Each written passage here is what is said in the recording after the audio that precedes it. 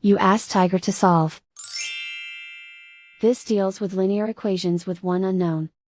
The final result is x equals -6. Let's solve it step by step.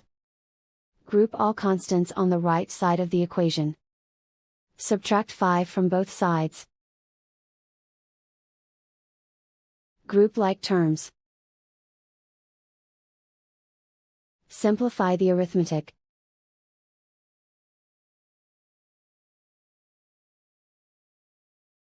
Isolate the x. Divide both sides by -2. Cancel out the negatives.